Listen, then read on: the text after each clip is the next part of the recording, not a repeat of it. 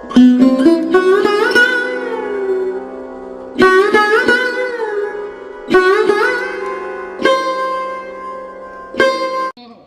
हनुमते नमः। आज हनुमान जयंती पर सुने पवन पुत्र हनुमान जी के जन्म की कहानी। हिंदू धर्म ग्रंथों के अनुसार श्री हनुमान जी का जन्म चैत मास की पूर्णिमा में मंगलवार के दिन हुआ था। हनुमान जी की माता का नाम अंजनी और पिता का नाम केसरी था।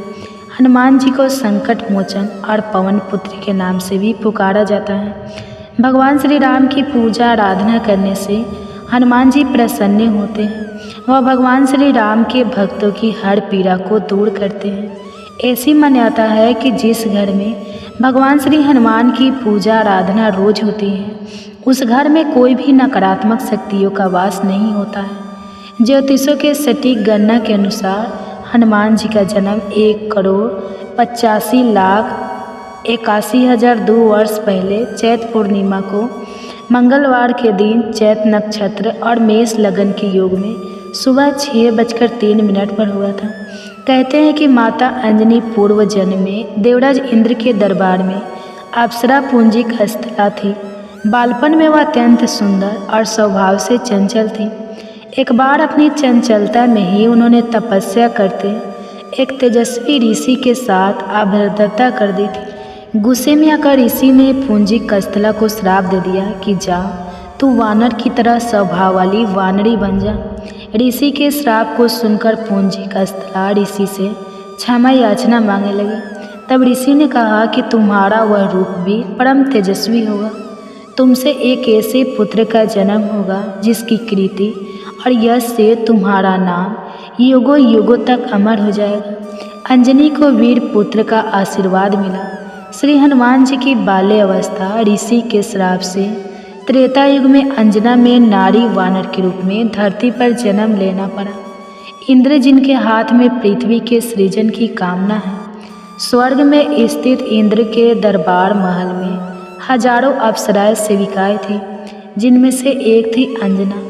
अप्सरा पुंजी कस्थला अंजना की सेवा से प्रसन्न होकर इंद्र ने उन्हें मनचाहा वरदान मांगने को कहा। अंजना ने हिचकिचाते हुए उनसे कहा कि उन पर एक तपस्वी साधु का श्राप है, अगर हो सके तो उन्हें उससे मुक्ति दिलवा दे। इंद्र ने उनसे कहा कि वह उस श्राप के बारे में बताएं, क्या पता वह उस श्राप से उन्हें मुक्ति दिलवा दे।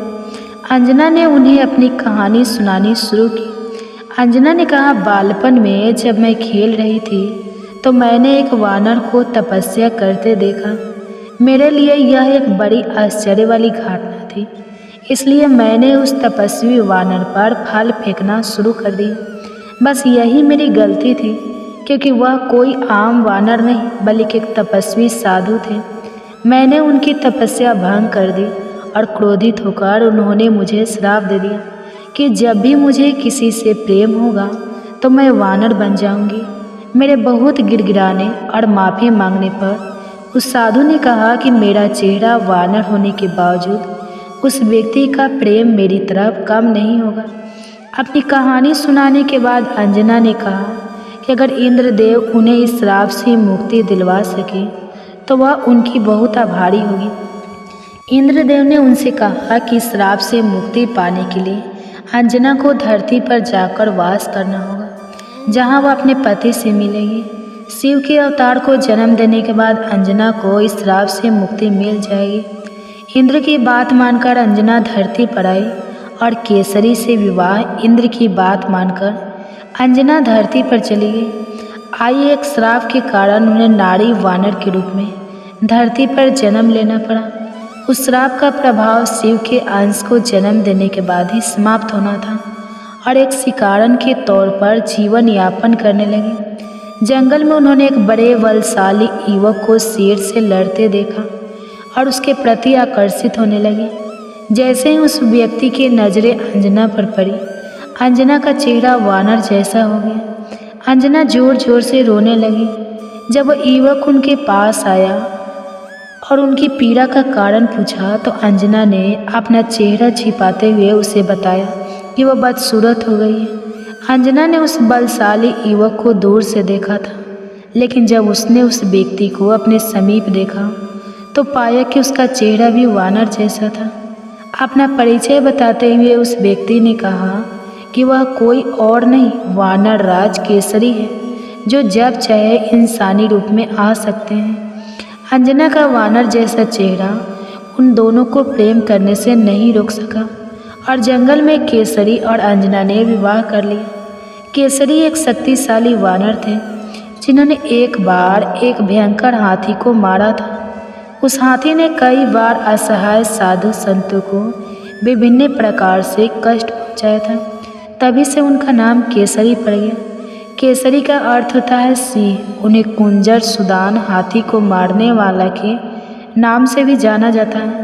पंपा सरोवर, अंजना और मृतंग ऋषि पुराणों में कथा है कि केसरी और अंजना ने विवाह कर लिया पर संतान सुख से वंचित थे।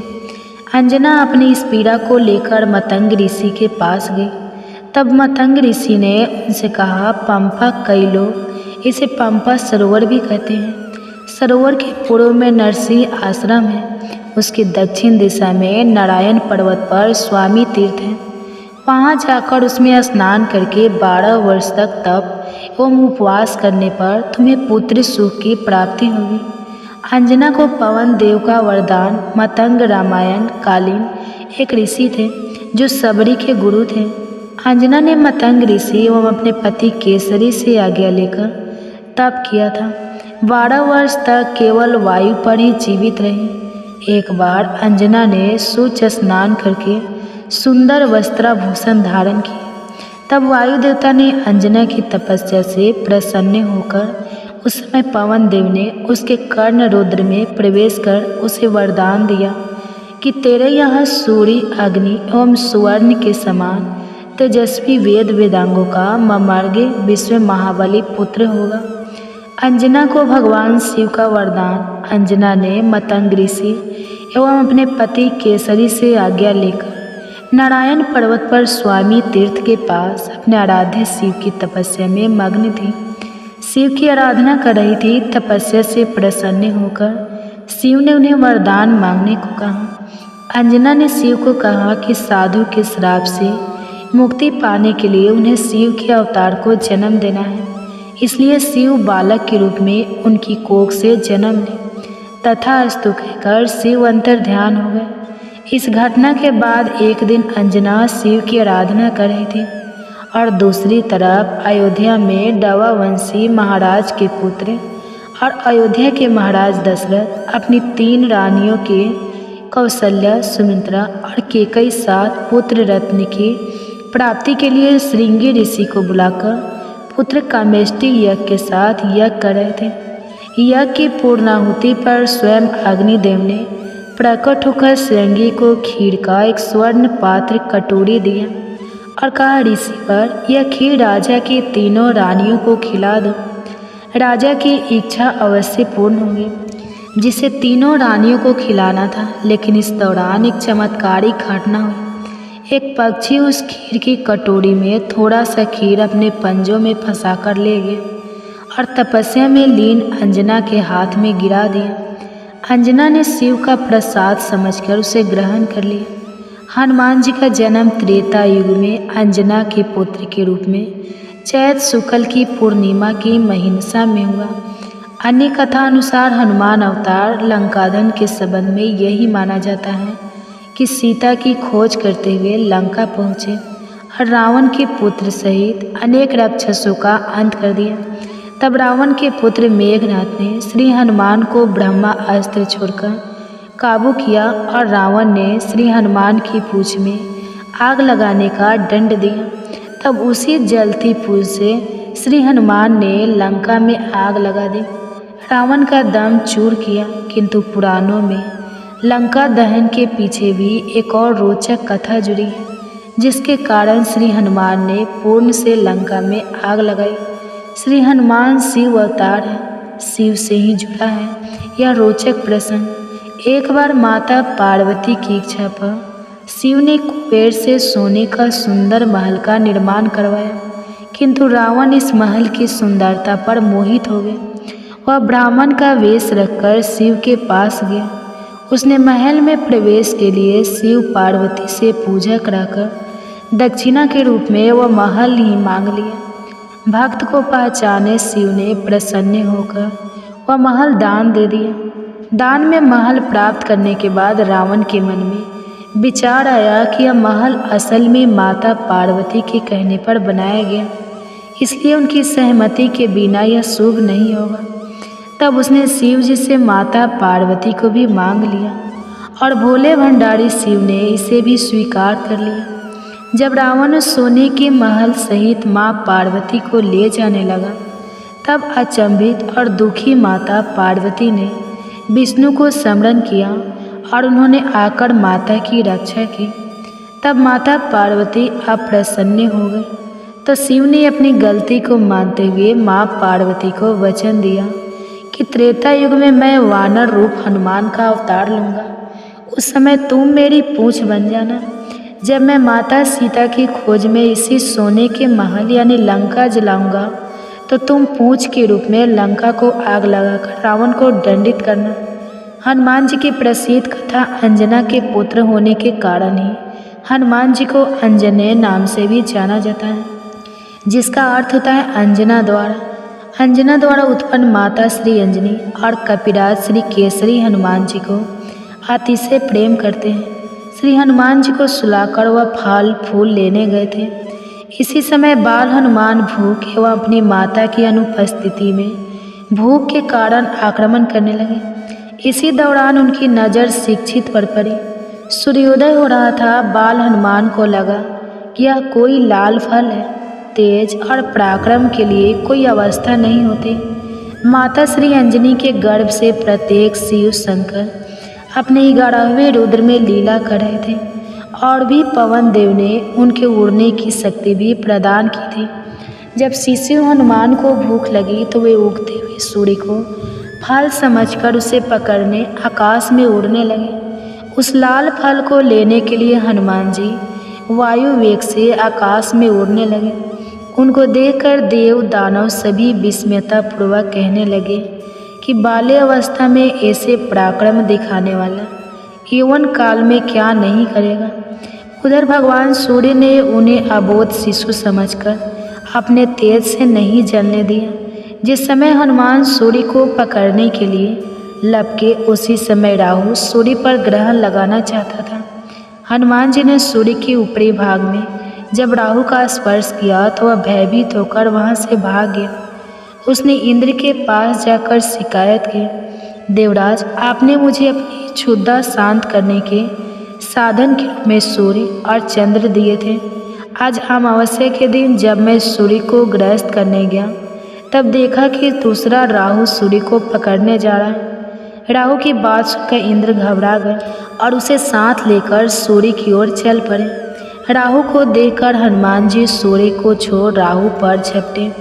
राहु ने इंद्र को रक्षा के लिए पुकारा तो उन्होंने हनुमान जी पर वज्रायु से प्रहार किया, जिससे वे एक पर्वत पर गिर पड़े और उन्हें बड़ी टूट आ गई।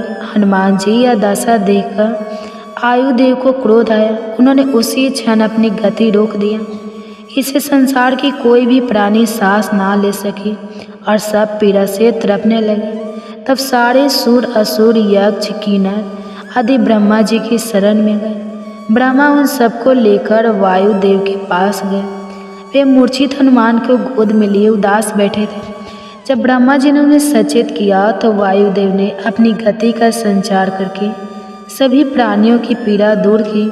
तभी श्री ब्रह्मा जी ने श्री हनुमान जी को वरदान दिया कि इस बालक को कभी ब्रह्मा श्राप नहीं लगेगा, कभी भी उनका एक भी अंग अस्त्र शस्त्र नहीं होगा।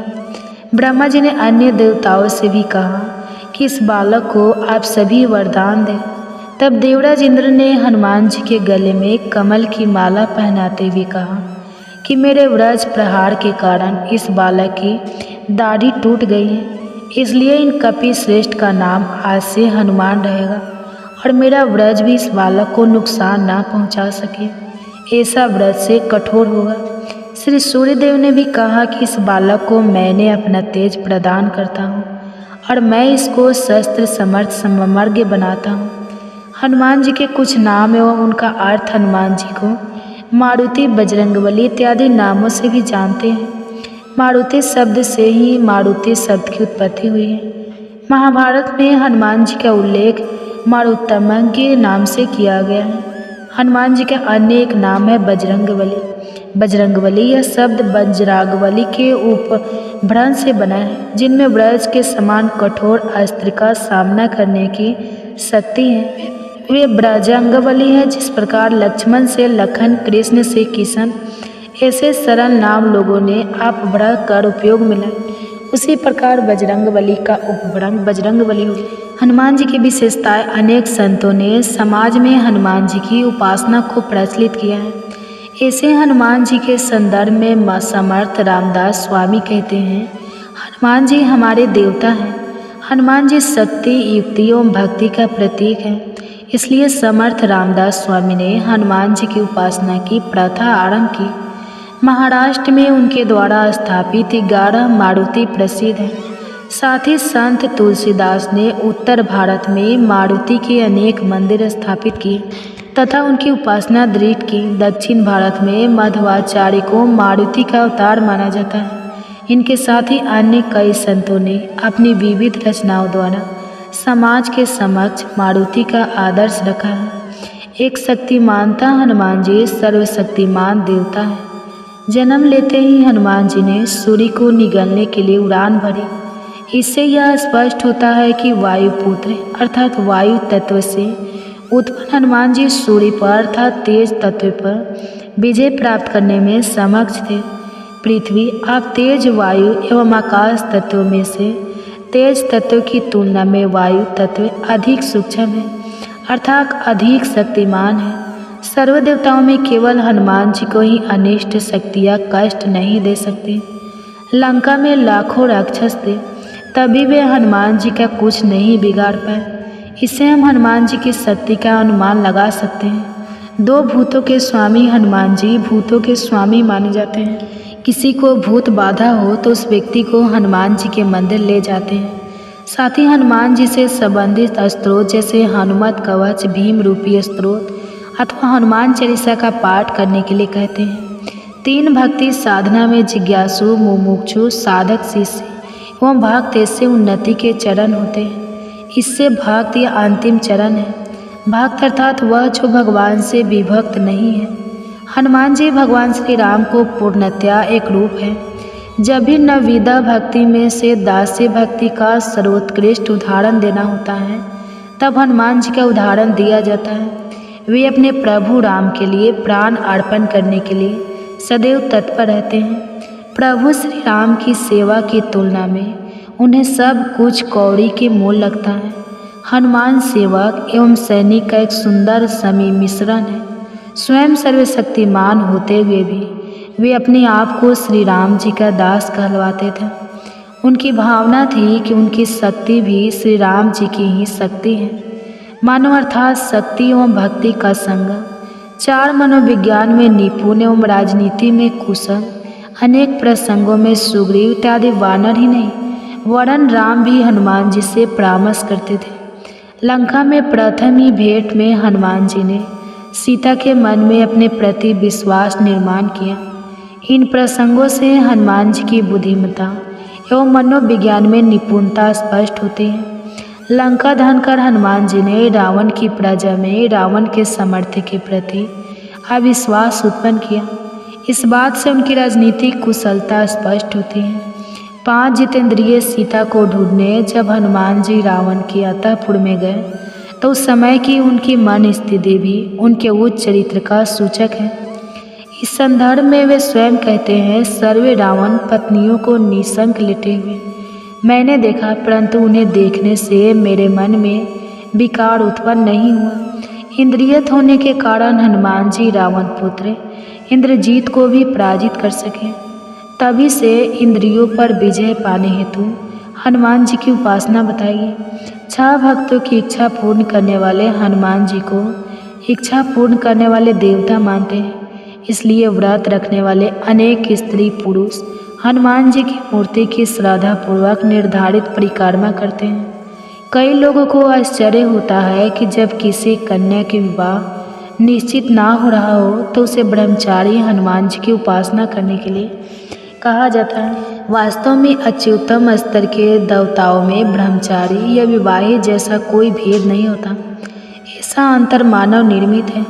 मनोविज्ञान के आधार पर कुछ लोगों की यह गलत धारणा होती है कि सुंदर बलवान पुरुष से विवाह की कामना से कन्याएं हनुमान जी की उपासना करती हैं, परंतु वास्तविक कारण कुछ इस प्रकार है। लगभग 30% व्यक्तियों का विवाह भूत बाधा, जादू टोना इत्यादि अनिष्ट शक्तियों के प्रभाव के कारण नहीं हो पाता। हनुमान जी की उपासना करने से यह कष्ट दूर हो जाते हैं एवं उनका विवाह संभव हो जाता है। साथ हनुमान जन्मोत्सव कैसे मनाया जाता है? हनुमान जयंती का उत्सव संपूर्ण भारत में विविध स्थानों पर धूमधाम से मनाया जाता है। इस दिन प्रातः 4 बजे से ही भक्तजन स्नान कर हनुमान जी के देवालयों में दर्शन के लिए आने लगते हैं। प्रातः 5 बजे से देवालयों में पूजा विधि आरंभ होती है। हनुमान जी की मूर्ति को पंचामृत स्नान करवाकर उनका विधिवत पूजन किया जाता है। सुबह 6 बजे तक अर्थात हनुमान जन्म के समय तक हनुमान जन्म की कथा, भजन कीर्तन आदि का आयोजन किया जाता है। हनुमान जी की मूर्ति को हिडोले में रख हिडोला गीत गाया जाता है। हनुमान जी की मूर्ति हाथ में लेकर देवालय की परिक्रमा करते हैं। हनुमान जयंती के उपलक्ष्य में कुछ जगह यज्ञ का आयोजन भी करते हैं। तत्पश्चात हनुमान जी की आरती उतारी जाती है। आरती के उपरांत कुछ स्थानों पर सौठ अर्थात सूखी अदरक का चूर्ण एवं पीसी हुई चीनी तथा सूखे नारियल का चूड़ा मिलाकर उस मिश्रण को या कुछ स्थानों पर छुहारा, बादाम, काजू, सूखा अंगूर एवं मिश्री 5 खाद को प्रसाद के रूप में बांटते हैं। कुछ स्थानों पर पोहे तथा चने की भीगी हुई दाल में दही, शक्कर, मिर्ची के टुकड़े, नीम का अचार मिलाकर गोपाल काला बनाकर प्रसाद के रूप में बांटते हैं। कुछ जगह महाप्रसाद का आयोजन किया जाता है। दोस्तों, आज के हमारे वीडियो आपको कैसे लगे हमें कमेंट्स करके ज़रूर बताएं। अगर आपको हमारी वीडियो अच्छी लगी हो तो कमेंट्स बॉक्स में जय बजरंगबली, जय श्री राम जरूर लिखें और हमारे चैनल को सब्सक्राइब करना बिल्कुल ना भूलें। भगवान शिव जी और बजरंगबली की कृपा आप सब पर सदैव अपनी कृपा बनाए रखें। अब आप सुनिए मंगलवार व्रत की कथा। बजरंगबली की कथा। एक नगर में एक वृद्धा रहती थी। उसका एक ही पुत्र था। उस वृद्धा की हनुमान जी पर बहुत गहरी आस्था थी। वह हर मंगलवार का व्रत रखती थी और हनुमान जी की पूजा आराधना करती थी। एक बार हनुमान जी ने अपनी भक्ति में उस वृद्ध महिला की श्रद्धा का परीक्षण करने का विचार किया। हनुमान जी साधु का वेश धारण कर वृद्धा के घर गए और पुकारने लगे कि हे, कोई हनुमान भक्त है जो हमारी इच्छा पूर्ण करे। तब आवाज़ उस वृद्धा के कान में पड़ी। पुकार सुनकर वृद्धा जल्दी से बाहर आई और साधु को प्रणाम कर कर बोली, आज्ञा महाराज।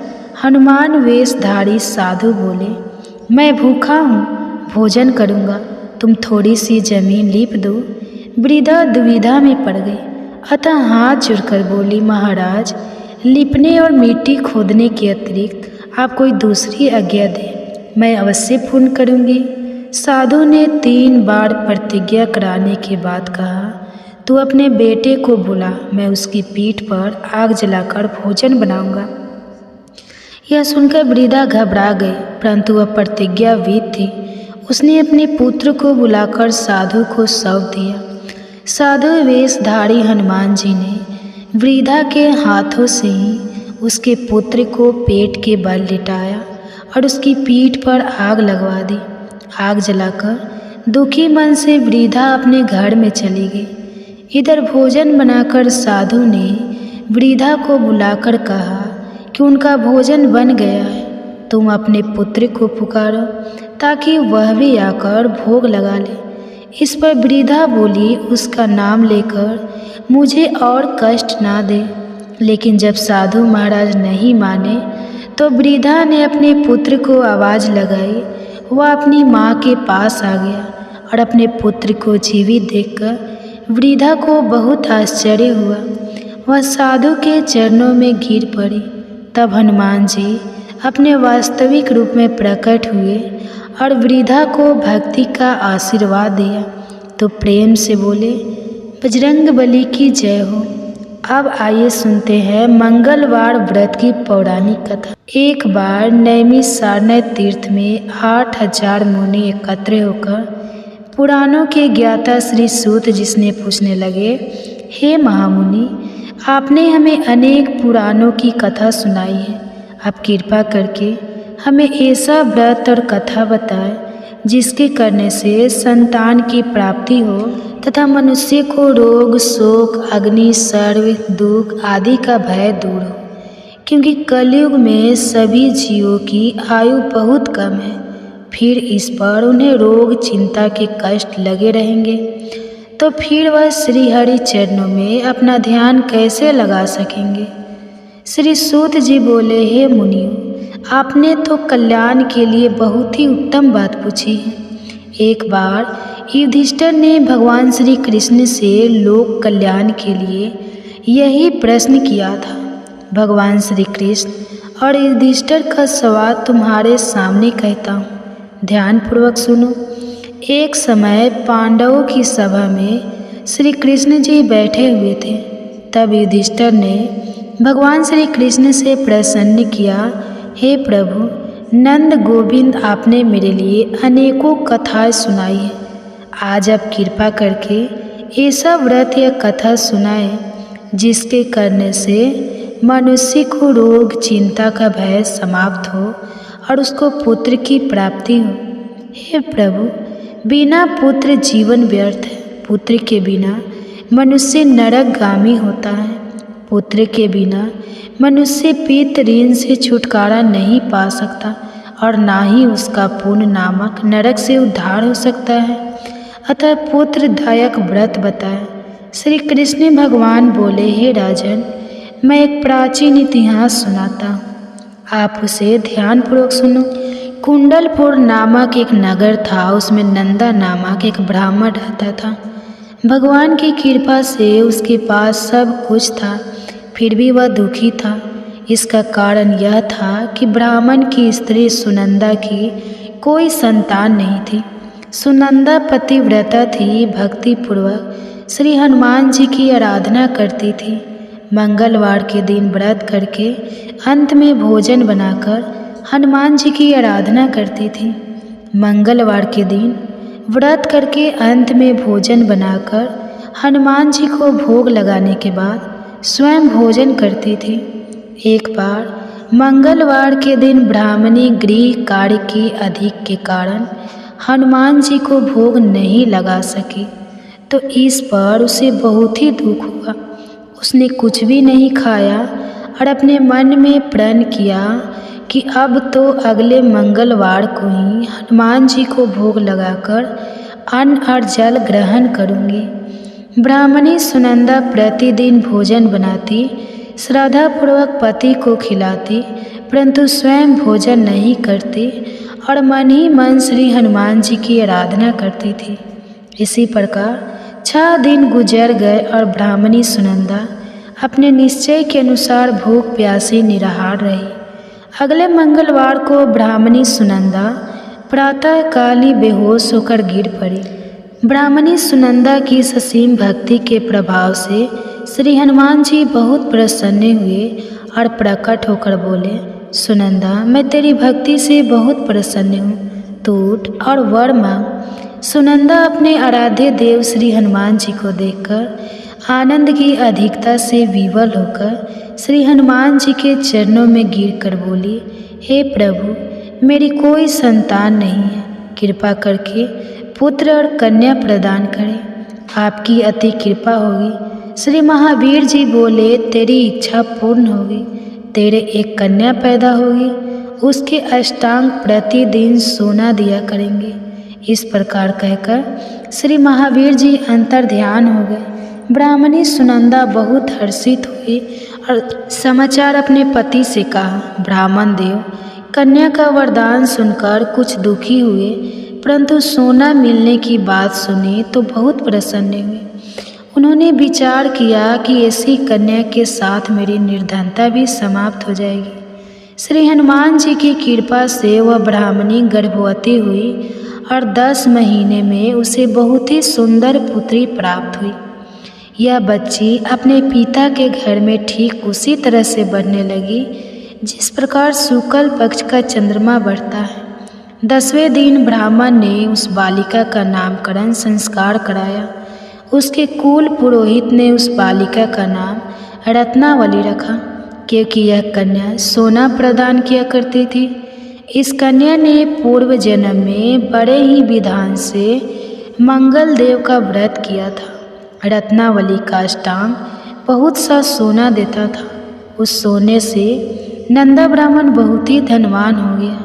अब ब्राह्मणी सुनंदा भी बहुत अभिमान करने लगी थी। समय बीता रहा। अब रत्नावली 10 वर्ष की हो चुकी थी। एक दिन जब नंदा ब्राह्मण प्रसन्नचित्त था, तब सुनंदा ने अपने पति से कहा, मेरी पुत्री रत्नावली विवाह के योग्य हो गई है, इसलिए आप कोई सुंदर और योग्य वर देकर विवाह कर दें। यह सुनकर ब्राह्मण बोला, अभी तो रत्नावली बहुत छोटी है। तब ब्राह्मणी बोली, शास्त्रों की आज्ञा है कि कन्या 8वें वर्ष में गौरी, 9वें वर्ष रोहिणी, 10वें वर्ष में कन्या, इसके पश्चाताप रज सौला हो जाती है। गौरी के दान से पाताल लोक की प्राप्ति होती है, रोहिणी के दान से वैकुंठ लोक की प्राप्ति होती है, कन्या के दान से इंद्र लोक में सुखों की प्राप्ति होती है। अगर हे पतिदेव राजसौला का दान किया जाता है तो घोर नरक की प्राप्ति होती है। इस पर ब्राह्मण बोला, अभी तो रत्नावली मात्र 10 ही वर्ष की है और मैंने तो 161 साल की कन्याओं के विवाह कराए, अभी जल्दी ही क्या है। तब ब्राह्मणी सुनंदा बोली, आपको तो लोभ अधिक हो गया है। लगता है अगर 11वें वर्ष में विवाह नहीं होता है तो उसमें मासिक धर्म के रक्त का पिता और बड़े भाई को पान करना पड़ता है। शास्त्रों में कहा गया है कि माता पिता और बड़ा भाई राजसौला कन्या को देखते हैं तो वह अवश्य ही नरकगामी होते हैं। तब ब्राह्मण बोला, अच्छी बात है, कल मैं अवश्य ही योग वर्ग की तलाश में अपना दूत भेजूंगा। दूसरे दिन ब्राह्मण ने अपने दूत को बुलाया और आज्ञा दी कि जैसी सुंदर मेरी कन्या है वैसा ही सुंदर वर उसके लिए तलाश करो। दूत अपने स्वामी की आज्ञा पाकर निकल पड़ा। पंपई नगरी में उसने एक सुंदर लड़के को देखा। यह बालक एक ब्राह्मण परिवार का बहुत गुणवान पुत्र था। इसका नाम सोमेश्वर था। दूत ने इस सुंदर और गुणवान ब्राह्मण पुत्र के बारे में अपने स्वामी को पूर्ण विवरण दिया। ब्राह्मण नंदा को भी सोमेश्वर अच्छा लगा और फिर एक शुभ मुहूर्त में विधि पूर्वक कन्या दान करके ब्राह्मण संतुष्ट हुए। परंतु ब्राह्मण के मन में तो लोभ समाया हुआ था। उसने कन्यादान तो कर दिया था, पर वह बहुत ही खिन्न था। उसने विचार किया कि रत्नावली तो अब चली जाएगी और मुझे इससे जो सोना मिलता था वह अब मिलेगा नहीं। मेरे पास जो धन था कुछ तो इसके विवाह में खर्च हो गया और जो शेष बचा है वह भी कुछ दिनों के बाद समाप्त हो जाएगा। मैंने तो इसका विवाह करके बहुत बड़ी भूल कर दी है। अब कोई ऐसा उपाय हो कि रत्नावली मेरे घर में ही बनी रहे, अपने ससुराल न जाए। लोभ रूपी राक्षस ब्राह्मण के मस्तिष्क पर छाता जा रहा था। रात भर अपनी सैया पर बेचैनी से करवट बदलते बदलते उसने एक बहुत ही क्रूर निर्णय लिया। उसने विचार किया कि जब रत्नावली को उसका पति सोमेश्वर अपने घर के लिए जाएगा तो वह मार्ग में छिपकर सोमेश्वर का वध कर देगा और अपनी लड़की को अपने घर ले आएगा, जिससे नियमित रूप से उसे सोना भी मिलता रहेगा और समाज का कोई मनुष्य उसे दोष भी नहीं दे सकेगा। जब अगले दिन सुबह हुई तो नंदा और सुनंदा ने अपनी जमाई तथा लड़की को बहुत सारा धन देकर विदा किया। सोमेश्वर अपनी पत्नी रत्नावली को लेकर ससुराल से अपने घर की तरफ चल दिया। ब्राह्मण नंदा महालोभ के वशीभूत होकर अपनी मति खो चुका था। पाप पुण्य का उसे विचार नहीं रहा था। अपने भयानक और क्रूर निर्णय को कार्य रूप देने के लिए उसने अपने दूत को मार्ग में अपनी जमाई का वध कराने के लिए भेज दिया था। ताकि रत्नावली से प्राप्त होने वाला सोना उसे हमेशा मिलता रहे और वह कभी निर्धन ना हो। ब्राह्मण के दूत ने अपने स्वामी की आज्ञा का पालन करते हुए उसके जमाई सोमेश्वर का मार्ग में ही वध कर दिया। समाचार प्राप्त कर ब्राह्मण नंदा मार्ग में पहुंचा और रोती हुई अपनी पुत्री रत्नावली से बोला, हे पुत्री, मार्ग में लुटेरों ने पति का वध कर दिया है।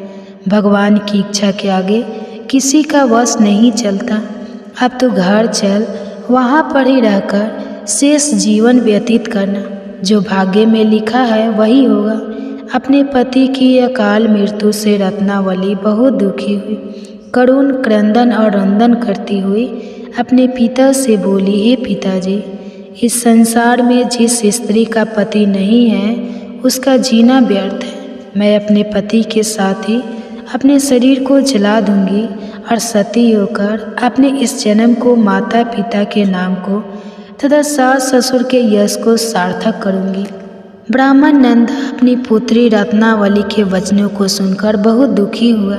विचार करने लगा कि मैंने व्यर्थ जमाई वध का पाप अपने सर लिया है। रत्नावली तो उसके पीछे अपने प्राण तक देने को तैयार है। मेरा तो दोनों तरफ से मरण हो गया। धन तो अब मिलेगा नहीं। जमाई वध के पाप के फलस्वरूप यम यातना भुगतनी पड़ेगी। यह सोचकर वह बहुत ही दुखी हुआ। सोमेश्वर की चिता बनाई गई। रत्नावली सती होने की इच्छा से अपने पति का सिर अपनी गोद में रखकर चिता में बैठ गई।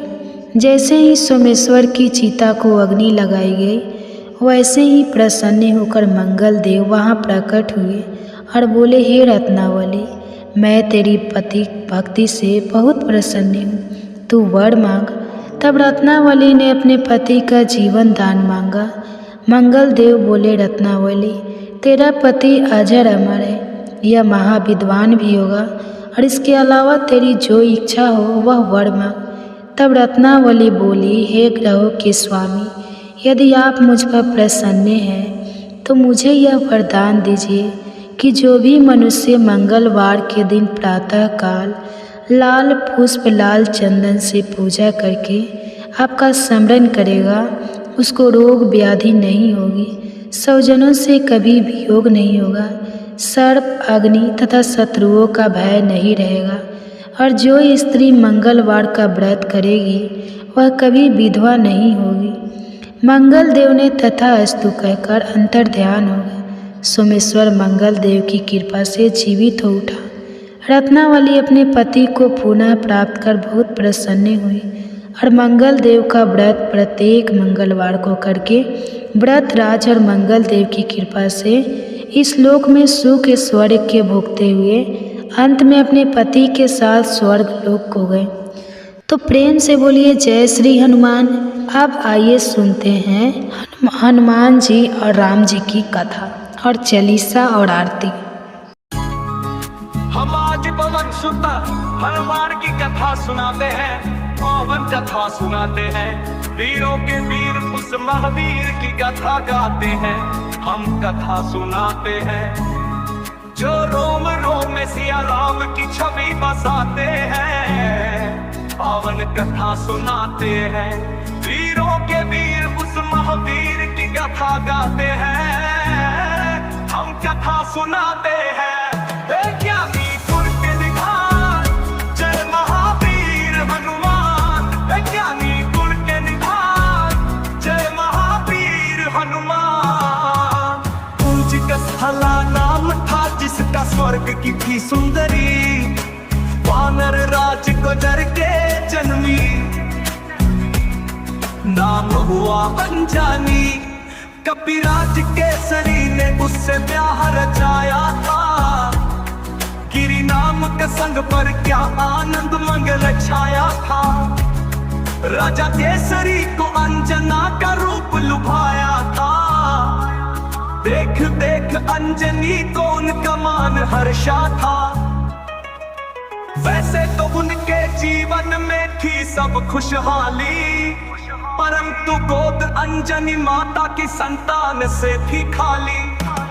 अब सुनो हनुमंत कैसे पवन के पुत्र कहते हैं, पावन कथा सुनाते हैं। बजरंग बली उस महाबली की गाथा गाते हैं, हम कथा सुनाते हैं।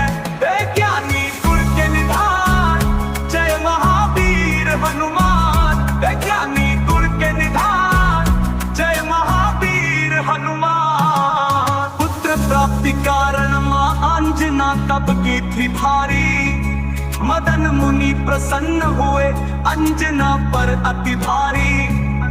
पट्टेश्वर भगवान को जब और तब से प्रसन्न किया, अंजना ने आकाश गंगा का पावन जल किया।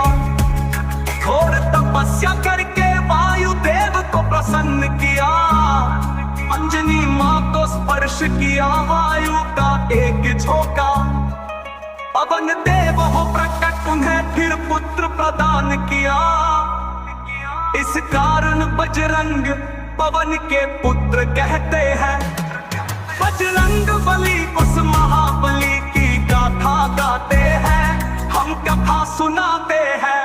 बजरंग बली उस महाबली की गाथा गाते हैं, हम कथा सुनाते हैं। ज्ञानी गुर के निधान, जय महावीर हनुमान। ज्ञानी गुर के निधान, जय महावीर हनुमान। राजा केसरी और अंजना करते शिव पूजा, शिव भक्ति के बिना नहीं था काम उन्हें दूजा।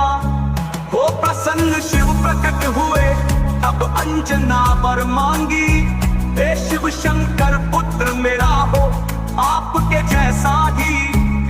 शिव जी बोले अंजना होगी पूर्ण तेरी इच्छा, मेरे अंश का प्यार हर रुद्र ही पुत्र तेरा होगा।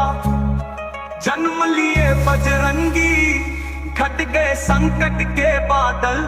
चैत्र शुक्ल की 15 की और दिन था शुभ मंगल।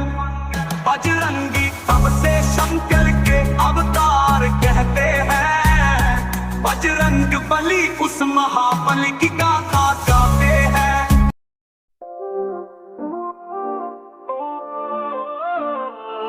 हम आज अंजनी की लाल की कथा सुनाते हैं, पावन कथा सुनाते हैं। संकट मोचन वीर महावीर की गाथा गाते हैं, हम कथा सुनाते हैं। जो जन जन के मन में राम नाम जगाते हैं, पावन कथा सुनाते हैं।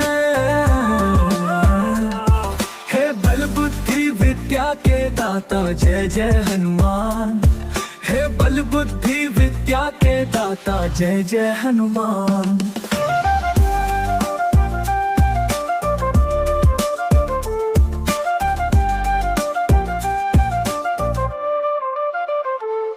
पुत्र अंजनी का वो जो सारा जग कहलाता, जिनके नाम से भय सब भूत प्रेत का मिट जाता।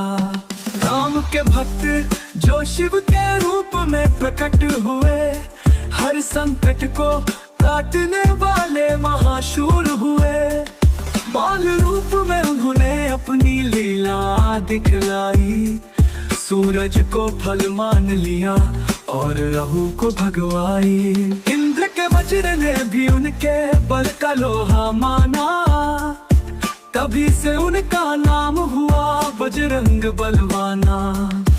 इस महावीर की महिमा सब भक्त गाते हैं, संकट मोचन वीर महावीर की गाथा गाते हैं, हम कथा सुनाते हैं। हे बल बुद्धि विद्या के दाता जय जय हनुमान। हे बल बुद्धि विद्या के दाता जय जय हनुमान।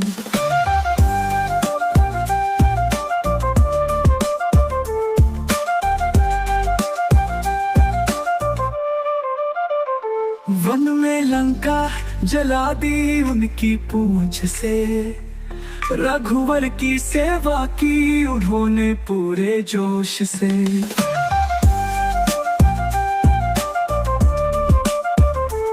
सीता की सुधि लेने वो पार समंदर गए, लाया वो संजीवनी जब लक्ष्मण मरण पाए। राम नाम से जिसने यह जीवन महकाया, अंजनी पुत्र ने ही ये युग युग में दिखलाया। हर युग में आकर जो राम कार्य कर जाते हैं, संकट मोचन वीर महावीर की गाथा गाते हैं, हम कथा सुनाते हैं। हे बल बुद्धि विद्या के दाता जय जय हनुमान, हे बल बुद्धि विद्या के दाता जय जय हनुमान।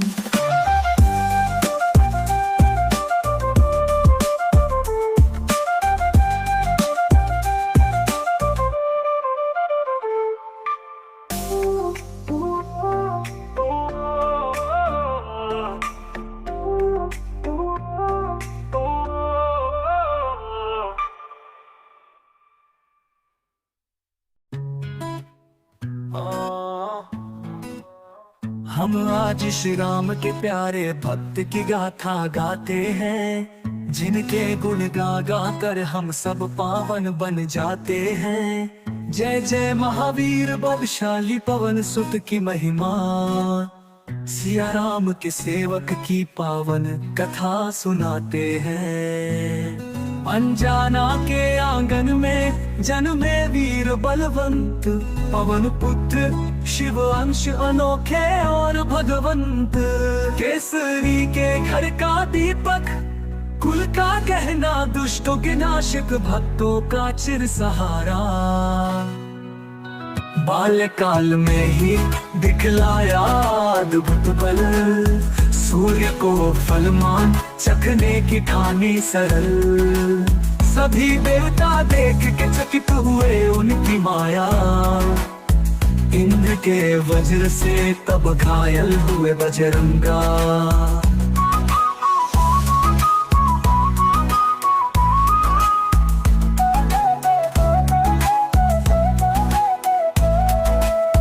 किंतु पवन देव के क्रोध से जग हिल जाता है, तब ब्रह्मा से लेकर विष्णु आशीष बरसाते हैं। जय जय श्री राम के प्यारे महावीर बलशाली, हनुमान जी की महिमा है निराली और सुखकारी। हे ज्ञानी गुण के निधान, जय महावीर हनुमान। राम नाम को हृदय में धारण किए जो चलते हैं, सागर लांग कर लंका तक जाकर संदेशा देते हैं। सीता मैया का मान बढ़ाकर प्रभु को सुनाया, लंका का सर्वनाश कर रावण को धूल चटाया।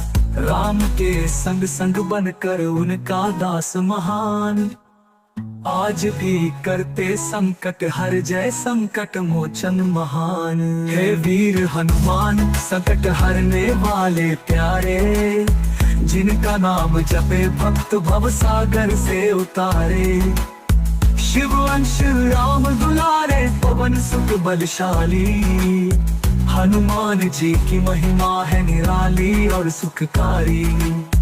हे ज्ञानी गुण के निधान, जय महावीर हनुमान।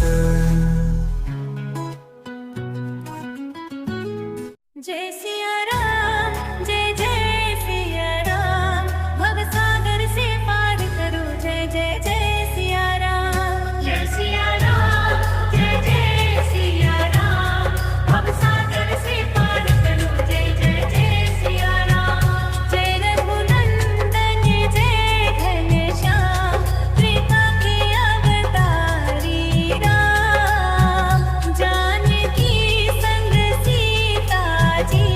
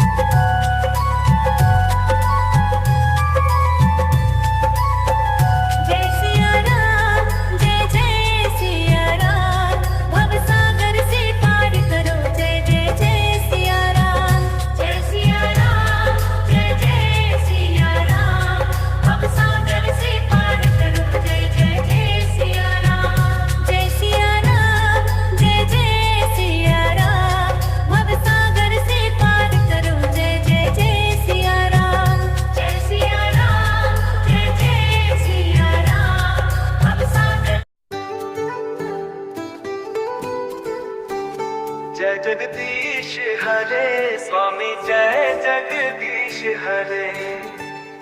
भक्त जनों के संकट दास जनों के संकट क्षण में दूर करे। जय जगदीश हरे स्वामी जय जगदीश हरे। भक्त जनों के संकट दास जनों के संकट क्षण में दूर करे। जय जगदीश हरे।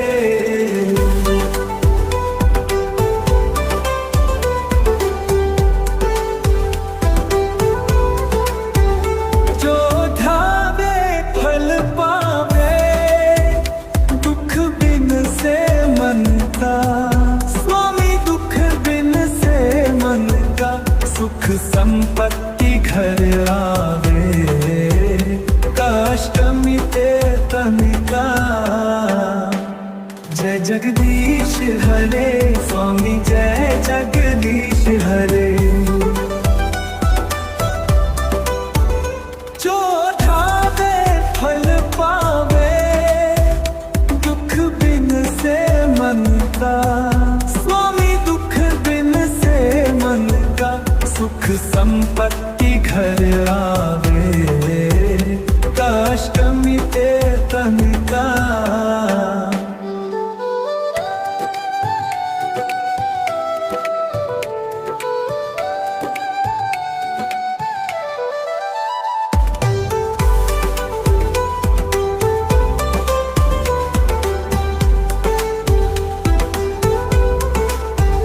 मात पिता तुम मेरे शरण गहूँ मैं किसकी। स्वामी शरण गहूँ मैं किसकी। तुम बिन और न दूजा आस करूँ मैं जिसकी। जय जगदीश हरे स्वामी जय जगदीश हरे। भक्त जनों के संकट दास जनों के संकट क्षण में दूर करे। जय जगदीश हरे स्वामी जय जगदीश हरे। स्वामी जय जगदीश हरे। तुम पूर्ण परमात्मा तुम अंतरयामी। स्वामी तुम अंतरयामी ब्रह्म परमेश्वर तुम सबके स्वामी। तुम सबके स्वामी। जय जगदीश हरे स्वामी जय जगदीश हरे। भक्त जनों के संकट दास जनों के संकट क्षण में दूर करे। जय जगदीश हरे। जय जय जय जगत के पालन जय जय विष्णु भगवान। सृष्टि के पालन करता सब संकट करे निदान।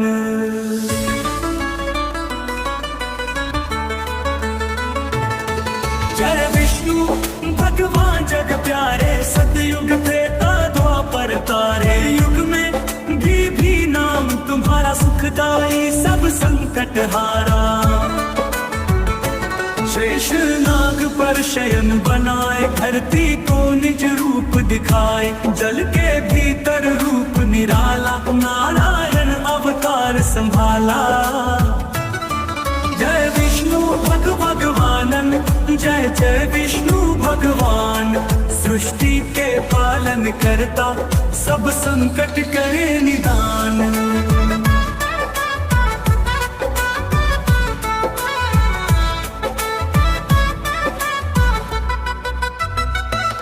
गर्भ में जब प्रलय होए भारी तुम धारण मचका अवतारी। कच्छप रूप धर धरा बचाई मन में धीरज तुमने बंधाई।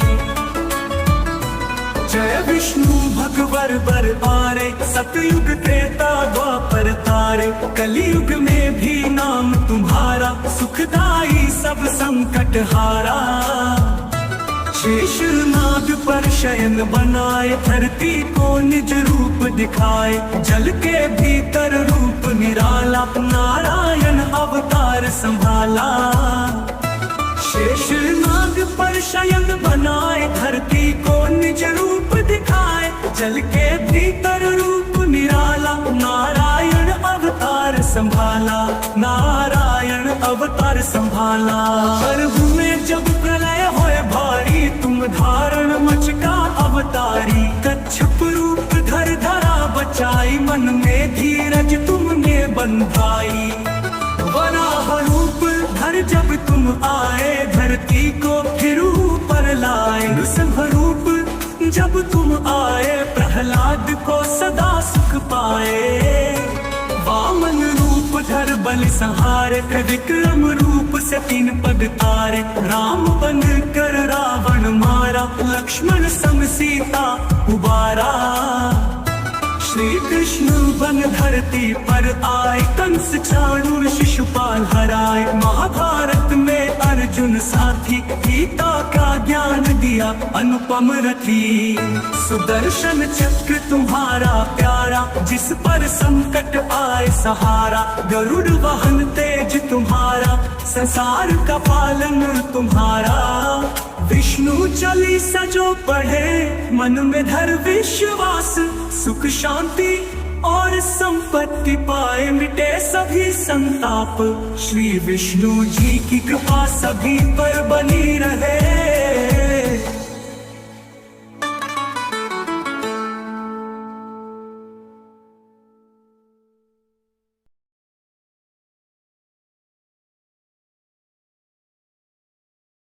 जय गणेश गिरिजा सुवन, मंगल मूल सुजान, कहत अयोध्या दास तुम, देहु अभय वरदान। जय गिरिजापति दीन दयाला, सदा करत संतर प्रतिपाला, भाल चंद्रमा सोहत नीके, कानन कुंडल नाग फनीके। अंग गौर शिर गंग बहाए, मुंड माल तन क्षार लगाए, वस्त्र खाल बागंबर सोहे, छवि को देखी नाग मुनि मोहे। जय गिरिजापति दीन दयाला, सदा करत संतर प्रतिपाला, भाल चंद्रमा सोहत नीके, कानन कुंडल नाग फनीके। नैन मातु की हवे दुलारी, वाम अंग सोहत छवि न्यारी, कर त्रिशूल सोहत छवि भारी, करत सदा शत्रुन क्षयकारी। जय गिरिजापति दीन दयाला, सदा करत संतर प्रतिपाला, भाल चंद्रमा सोहत नीके, कानन कुंडल नाग फनीके। नंदी गणेश सोहे तह कैसे, सागर मध्य कमल है जैसे, कार्तिक श्याम और गणराऊ, या छवि को कही जात न काऊ। जय गिरिजापति दीन दयाला, सदा करत संतर प्रतिपाला, भाल चंद्रमा सोहत नीके, कानन कुंडल नाग फनीके। देवन जब ही जाय पुकारा, तब ही दुख प्रभु आप निवारा, किया उपद्रव तारक भारी, देवन सब मिली तुम ही जुहारी। जय गिरिजापति दीन दयाला, सदा करत संतर प्रतिपाला, भाल चंद्रमा सोहत नीके, कानन कुंडल नाग फनीके। तुरत सड़ानन आप पठायु, लवनिमेष मह मारि गिरायु, आप जलंधर असुर संहारा, सुयश तुम्हार विदित संसारा। जय गिरिजापति दीन दयाला, सदा करत संतर प्रतिपाला, भाल चंद्रमा सोहत नीके, कानन कुंडल नाग फनीके। त्रिपुरासुर सन युद्ध मचाई, सब ही कृपा कर लीन बचाई। किया तपहि भागीरथ भारी, पुरब प्रतिज्ञाता सुपूरी। जय गिरिजापति दीन दयाला, सदा करत संतर प्रतिपाला। भाल चंद्रमा सोहत नीके, कानन कुंडल नाग फनीके। दानिन महम तुम समको नाही, सेवक स्तुति करत सदाहि। वेद नाम